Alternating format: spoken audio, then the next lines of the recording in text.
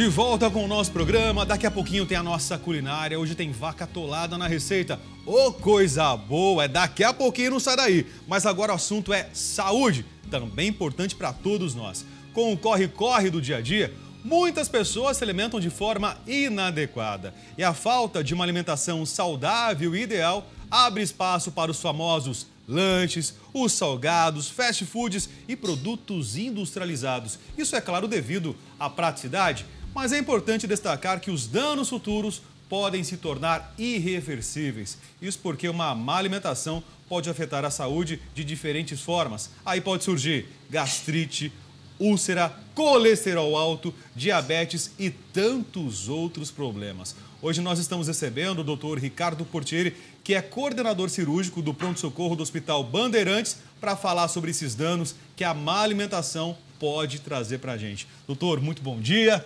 Obrigado pela presença, bem-vindo, né? Obrigado pela oportunidade. Um assunto ótimo falar sobre alimentação nesse começo de ano, né? Isso é verdade, até porque as pessoas exageram e depois... Ah, mas essa foi só hoje, o ano que vem eu corrijo. E aí esse ano que vem nunca chega, né, Maria Cândida? Mas também, doutor, eu acho que, já perguntando, existe uma tendência das pessoas a pensar no natural. Não está existindo um pouco dessa... Ou lá no consultório, lá no hospital, só pega gente que quer... Como que foi? Meter o pé na lama. Colocar o pé na lama. Como que é? Você tem essas duas linhas que você falou. Realmente, principalmente pessoas mais jovens, tá? Já tem realmente uma tendência de ter uma alimentação mais natural. Os famosos naturebas, né, na realidade. Só que o grande vilão para tudo isso que foi comentado nessa introdução desse programa foi a industrialização. A nossa industrialização, a praticidade, né? O dia a dia, o corre-corre, o estresse, favorece esse tipo de alimentação que foi comentado agora, entendeu? Ou seja, lanches rápidos, fast food, alimentos industrializados, né? Condimentos, ricos em condimentos, frituras, gorduras, trazendo todo esse transtorno para a saúde, né? que foi comentado agora. Porém, no consultório, a maioria dos pacientes que chegam, realmente são pacientes que vão ter problemas de gastrite, úlcera, etc., por causa desses hábitos inadequados. Já chegam quando o problema já existe, né, doutor? É isso? Exatamente. Agora, no dia a dia, nós temos exemplos de alimentação, assim, pessoas com exemplares, com alimentação saudável e também tendendo... Né? Hoje em dia, essa tendência à boa alimentação, à alimentação natural, tem até nas revistas. Né? As artistas que levam marmitinha e tudo. Nos programas de televisão, como você... Mas estamos falando do outro lado, né? Então, qual a diferença de você se alimentar mais ou menos mal e de você chegar numa doença dessa? Porque às vezes a gente fala assim, eu como aí um salgadinho ali no final de semana, um sanduichinho ali, mas a pessoa acha que... Eu acho que eu não me alimento tão mal. Acho que a maioria das pessoas que chegam lá não fala que não se alimenta tão mal, né? E deve chegar com gastrite, com tudo isso. Você tocou num ponto fundamental. Tá. Todo mundo é inocente, até que se prove o contrário. Então, mas doutor, nossa, mas a minha alimentação é tão boa. Aí eu começo a fazer uma dissecção da alimentação, assim, é como se fosse um advogado mesmo. Então, vamos lá, o que você comeu no seu café da manhã, o que você tomou... Depois, antes de almoçar, aí você começa a ver. O café da manhã, às vezes, é super saudável. Aí chega na hora da refeição, nossa, estava com pressa, comi um cachorro quente, um hambúrguer. Ou então, uma comida com grande parte de embutidos, assim, muito condimentada, muito salgada. Tá? E que, naquele momento, a pessoa acha que aquilo não vai causar dano na saúde, sabe? Mas você fazendo assim, pegando por partes o que a pessoa comeu no dia a dia, às vezes até durante dias, você vê que uma alimentação saudável está um pouco distante realmente daquele hábito daquela pessoa. O problema não é uma vez, né? O problema é ficar repetindo isso de uma forma contínua até que aquilo de repente vira um hábito. E aí todos os dias você se vê naquele carrinho de lanche, de cachorro-quente, o salgadinho no final de tarde. Ah, mas eu vou para academia. Não importa, né, doutor? Exatamente, está ingerindo a mesma coisa. E aí no caminho come uma coxinha. Como assim, né? Então, mas quantos anos precisa comer, quantos meses de alimentos industrializados para você se tornar uma pessoa doente? Isso varia de pessoa para pessoa. Cada um tem sua herança genética, predisponibilidade. Inclusive, não estamos falando só de doenças do aparelho digestivo, como você comentou. Assim, são doenças do colesterol, do coração, cérebro, fígado. Quer dizer, durante anos e anos, esses hábitos alimentares e alguns outros hábitos que a gente pode comentar também, elas vão se somando a algumas lesões em órgãos-alvos que cada pessoa tem a sua tendência. Eu vou te dar um exemplo. Tem pessoas que comem comida gordurosa a vida inteira. Elas acabam não desenvolvendo uma gastrite, úlcera, etc. Tá? Mas, ao longo dos anos, ela vai aumentando o colesterol e pode desenvolver um infarto, um acidente vascular cerebral e outras doenças associadas à parte circulatória. Ao contrário que aquela pessoa que toma aquele cafezinho todo dia, diariamente. Nossa, adoro café, tomo 3, 4 cafés, como chocolate, gosto de uma batata frita, aparece no consultório, doutor, agora eu estou com dor, poxa, eu deito de noite, me dá aquela azia, que é o refluxo gastroesofágico, que a gente pode comentar depois, entendeu? Então já é uma coisa mais imediatista, já é mais rápida. Tá? Então depende de pessoa para pessoa. Né? A gente tem fotos. Tem fotos, né? Para a gente poder ilustrar essa nossa conversa sobre alimentação saudável. Olha, ai que delícia, Maria Cândida, oh, coisa boa, vírgula, né, doutor? Coisa boa, vírgula. Olha lá, um prato cheio de salgadinho, de fritura. Isso aí deve ter 1 litro de óleo, né? Se a gente espremer tudo isso. Isso daí realmente, para algumas pessoas, é uma bomba quando chega no estômago. Né? Para outras pessoas, não. Então, o que esse óleo todo, essa gordura faz no estômago? O contato com os ácidos e tudo? Exato. Agora você falou tudo. Na realidade, a partir do momento que você come uma batata frita, né, ou um hambúrguer, principalmente se ele vier regado com bastante mostarda, ketchup e maionese, chega no estômago, a primeira coisa que acontece é uma deflagração de ácido gástrico, assim, uma preparação para tentar digerir aquele alimento. Né? E todos nós temos na parede de dentro do estômago uma camada protetora, né, chamada barreira mucosa. A primeira coisa que vai embora nesse momento, assim, a médio prazo, é essa barreira. Então, assim, a repetição desses alimentos, a pessoa acaba perdendo essa proteção, estimulando cada vez mais o ácido clorídrico, que é o principal componente do suco gástrico que você precisa para a sua digestão, né? E cada vez mais se somando, como a gente falou, todo dia ingerindo esse tipo de alimento, associado a outros também, como café, como bebida alcoólica, que a gente pode falar também, tá? A gente vai desgastando essa barreira e causando um dano na célula de dentro do estômago e primeiro vem a gastrite, a dor, até chegar ao ponto da úlcera, refluxo gastroesofágico.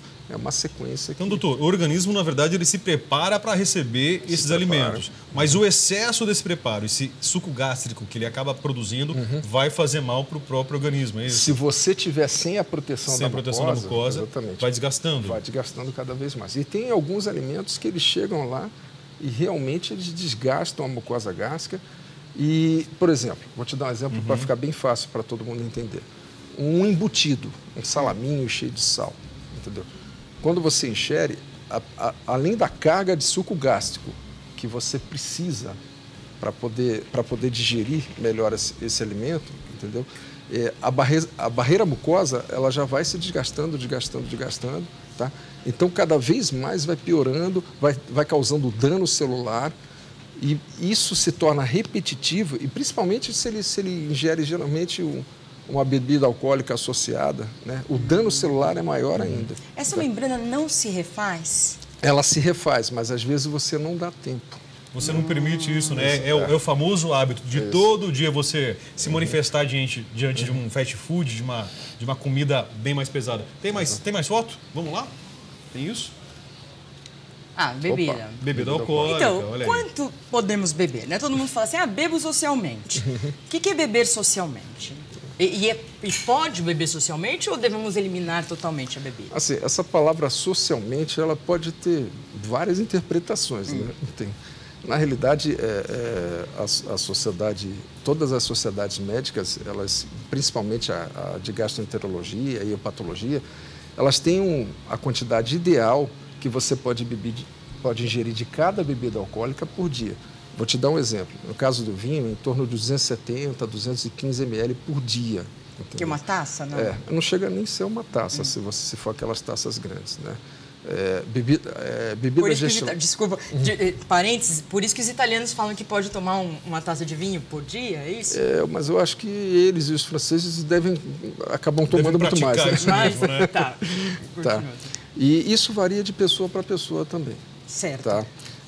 A partir do momento que você excede essa quantidade, né, o que acontece? Ocorre novamente o dano celular, tá? Essa quebra da barreira mucosa, tá? E essas doenças, primeiro vem a dor, né? Que é chamada dispepsia, acho que todo mundo já ouviu falar. Dispepsia é dor, né? Excesso de inflamação. Dor no estômago. Dor no estômago, exatamente. É dispepsia. É um conjunto de... a dor pode ser no estômago, no esôfago, tá? E o que acontece? A pessoa sente a dor porque já existiu o dano celular e existiu a inflamação. Então, realmente, o primeiro sintoma é a dor. Aí é o momento, as pessoas deixam, às vezes o vizinho ou um parente, toma esse antiácido, toma esse remedinho que eu tomei. Isso é a pior coisa que pode acontecer. Entendeu? Justamente por causa dessa mudança do organismo de uma pessoa para outra. Isso, exatamente. E o açúcar, que falam que é o grande vilão, né? As crianças também estão tentando mudar o comportamento, a gente usando um açúcar mascavo, ou aquele açúcar... Tem um outro açúcar natural, que eu esqueci o nome agora, mas, enfim, vamos lá. Tá. O açúcar, ele não é tão danoso para o aparelho digestivo em relação a essas doenças, ou seja, gastrite, úlcera, etc. O problema do açúcar é, a longo prazo, o que ele pode causar no metabolismo de uma criança. Estou falando em doenças como diabetes, né? A longo prazo também aumento do colesterol por aumento de açúcar. É que geralmente o açúcar vem associado a outras coisas gordurosas. Você vai falar, por exemplo, num quindim ou num doce, além de muito açúcar, ele vem com muita gordura, muita manteiga, sabe? Principalmente gordura trans, que também vai ser danoso ao organismo. Tá. Por outro lado, já a gente falou do açúcar, também tem outro vilão muito famoso, que é o próprio sal. Sim. O excesso de sal, a gente já falou inúmeras vezes aqui no programa, né, Maria Cândida? Mas agora, novamente, para reforçar essa situação, com a palavra do médico. Sim, o excesso de sal, acho que já tinha comentado, o sal, ele assim, o dano celular no estômago, o excesso, principalmente associado a um embutido ou algum condimento, tá? O dano celular é na hora, né? Na hora que você come, né? Acontece, como eu já falei, a quebra da barreira mucosa, o excesso de suco gástrico. Então, o dano celular é naquela hora, é momentâneo. Tá? Isso se repetindo diariamente, né? Assim, não só ocorre aumento de pressão, todas essas doenças que nós já comentamos, tá? E assim, quando você vai falar com o paciente, poxa, mas o senhor não come muito sal, etc., ele fala, não, doutor, mas a minha alimentação é saudável. Por exemplo, eu não tomo refrigerante, eu não tomo café, eu não tomo sal. Mas quando você vai a fundo investigar, ele está comendo muito sal, excesso de gordura, tá? E, às vezes, bebida alcoólica associada. Então, isso tudo é um conjunto de fatores. A boa alimentação é muito difícil, viu? É muito difícil a gente ter uma boa alimentação. E eu digo por mim que eu não consigo ter uma alimentação 100% saudável. São poucas as pessoas Isso que seria conhecem. pelo ritmo de vida que a gente leva, doutor? Exatamente. Tem dias que, infelizmente, isso já aconteceu com você, é natural. que vocês acabam pulando uma refeição, que também não é bom. A gente está falando de alimentos vilões, mas também tem um outro lado, você deixar de se alimentar também. Então vamos falar sobre esse caminho inverso, que tem muita gente que fala assim, olha, mas eu quero ser saudável. E para muita gente, o ser saudável é ser isso aqui, ó, ser magro, sem um palito. E aí não come, não se alimenta adequadamente. E aí surge um outro problema, muito famoso, por sinal, no mundo da moda, entre as modelos, que é a bendita anorexia. Não é isso, doutor? Que vem principalmente na adolescência, né? Uma vez eu fiz uma matéria, acho que entre 14 e 18 anos, mais ou menos, que muitos... A maioria dos casos é isso? Muitos casos de anoréxicas. Assim, o menos grave, no caso de anorexia, é o emagrecimento. ou várias outras coisas, mudança no metabolismo, diminuição da imunidade. Tem pessoas que com anorexia, elas não morrem só por causa da desnutrição e do emagrecimento, não. Morrem de infecção urinária, infecção pulmonar, porque quando você não se alimenta também, principalmente da forma adequada, tá? Você também abre as portas para infecções, doenças consumptivas. Mas você não consome os nutrientes necessários, é isso? Exatamente. A ausência desses nutrientes, então? Como eu falei, causa todos esses problemas, principalmente para imunidade, diminuição de toda a tua barreira, toda a tua defesa imunológica vai embora, problemas nos músculos, nos ossos, problemas hepáticos, que você começa a consumir. O fígado é um supermercado que nós temos, tá? Então, ele guarda todos os nossos nutrientes. A partir do momento que você não se nutre, você não come, você começa a gastar toda essa reserva hepática que a gente tem. Isso tem um preço também, consumo de músculo, né? Isso tudo causa problema renal, problema digestivo, cardíaco a longo prazo, queda de pressão. E o que a pessoa deve fazer, então? Por exemplo, a pessoa que está assistindo ao programa agora não sabe direito se come muita coisa industrializada, se não come, se come muita gordura, se não come. O senhor aconselharia a procurar um gastro para fazer um check-up geral e aí, a partir daí, de repente, procurar um nutricionista para rever os conceitos? Como que faz? A primeira coisa é assim, se você tem sintoma como dor, né, como vômito, né, algum desconforto abdominal, eu acho que você deve ir primeiro num gastroenterologista. Tá? Aí o que vai acontecer? Ele vai estudar assim, o teu comportamento de vida, o teu hábito alimentar e se precisar, nós vamos lançar mão de alguns exames. O mais importante é a endoscopia digestiva, que faz o diagnóstico de todas essas doenças que nós falamos. Tá? Tem outros exames também. As pessoas que estão assintomáticas e que acham que tem uma alimentação perto da saudável, eu acho que elas podem deixar o gastroenterologista para um segundo tempo. Acho que elas podem ir no nutricionista, nutrólogo, tá? Fazer uma educação alimentar, cortando todos esses itens que nós falamos, gorduras, frituras, excesso de café, bebida alcoólica em excesso também, bebidas à base de cafeína, que é refrigerante, chamate, né? Café, como nós já falamos, tá? Então, essa orientação nutricional é muito importante também. Tá? E a partir do momento, se ele começar a ver que, nossa, estou emagrecendo, estou conseguindo fazer um exercício físico que eu não fazia, a minha saúde, que a pessoa sente quando a saúde está melhorando, né? Tá? Acho que ele pode ir num gastroenterologista ou mesmo num clínico como um check-up normal. Entendeu? Porque às vezes as consequências já estão lá dentro e ele acaba não percebendo. Exatamente. Muitas dessas doenças que nós falamos aqui, elas chegam de forma silenciosa. Chegam. E aí só realmente quando o organismo está gritando que a gente percebe e aí vai pedir socorro. Né, Por isso que o check-up é importante, porque ele já vê colesterol, triglicerídeos, né? Se precisar ver a parte digestiva também, com ultrassom, endoscopia, tudo que a gente já conversou. Uma última pergunta, que não tem a ver com o alimento industrializado, mas já que eu estou na frente de um gastro, remédios. Pessoas que tomam muitos remédios. Quando chega isso no estômago, o que acontece com os ácidos, com a membrana, com tudo, doutor? Sendo bem rápido, eu vou falar dos dois tipos. Primeiro, vamos falar dos remédios em geral. Os principais vilões, aqueles que mais atacam essa barreira mucosa, o estômago para digestivo, são os anti-inflamatórios. Tá? Remédio para dor, tá? Que você toma às vezes, nossa, torci meu joelho no jogo de futebol, torci meu pé, machuquei. Aí você automedicação. Automedicação. Toma um anti-inflamatório, um analgésico forte. Esses alimentos, eles caem que nem bomba no estômago mesmo. Tá? Destrói a barreira mucosa, aumentam a secreção, causam gastrite, dispepsia, podem chegar até úlcera e até hemorragia digestiva. Tem pacientes que vão ao pronto-socorro vomitando sangue como por causa de remédio. Às vezes é 1 ou 2 doses, não é uma semana inteira, não. Coisa pequena. Exatamente. Isso não é comum, ainda bem, tá? Mas isso pode acontecer. Então, cuidado com a automedicação também, tá? E outro, acompanhando uma linha completamente diferente, mas tem a ver com remédio também, são as pessoas que se automedicam para gastrite, dispepsia, etc. Às vezes você esconde uma doença importante, tá? Às vezes você diminui também, porque é importante o ácido gástrico, né? Dentro do suco gástrico para digerir os alimentos. Às vezes você, com excesso desses inibidores, os antiácidos em geral, você causa problemas, e o principal deles, que eu acho que vale a pena falar para a população, é o crescimento de uma bactéria que se chama Helicobacter pylori, ou H. pylori, que eu acho que bastante gente sabe.